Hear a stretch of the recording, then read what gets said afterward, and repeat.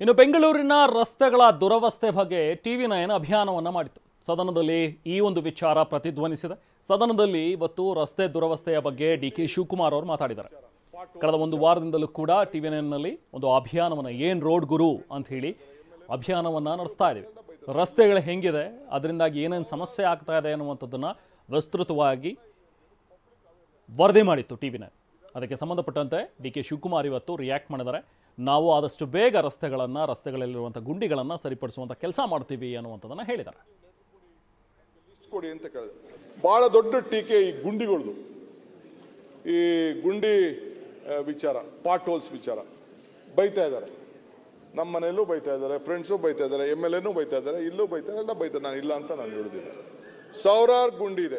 ಅದಕ್ಕೆ ನಾನು ಗುಂಡಿ ಬಗ್ಗೆ ಗಮನ ಇರಲಿ ಅಂತೇಳಿ ಪಬ್ಲಿಕ್ ಅವೇರ್ನೆಸ್ಗೂ ಕೊಟ್ಟಿದ್ದೀನಿ. ಇದಲ್ಲೇ ನಮ್ಮ ಪೊಲೀಸ್ ಇಲಾಖೆಯವ್ರನ್ನು ವಿಶ್ವಾಸಕ್ಕೆ ತೆಗೆದುಕೊಂಡಿದ್ದೀವಿ. ನೋಡ್ರಪ್ಪ, ನಾವು ರಾಜಕೀಯದವ್ರೇನೋ ನಾವೇನೋ ಹೇಳ್ತೀವಿ, ನಿಮ್ಗೆ ಎಲ್ಲೆಲ್ಲಿ ಬೇಕು ಗುಂಡಿ ಮುಚ್ಚಬೇಕು ಅಂತ ನೀವು ಲೆಟ್ರ್ ಕೊಡಿ, ನಮಗೆ ಲಿಸ್ಟ್ ಕೊಡಿ ಅಂತ ಕೇಳಿದೆ. ಅವರು ಒಂದು 10,000 ಆಯ್ಕೆ ಮಾಡಿ ಅವರು ಕೊಟ್ಟಿದ್ದಾರೆ. ಇದಲ್ಲದೆ ಇಡೀ ರಾಜ್ಯದಲ್ಲಿ, ಇದು ಬೆಂಗಳೂರು ನಗರದಲ್ಲಿ ಪಬ್ಲಿಕ್ಸು ಕೂಡ ಕೊಟ್ಟಿದ್ದಾರೆ.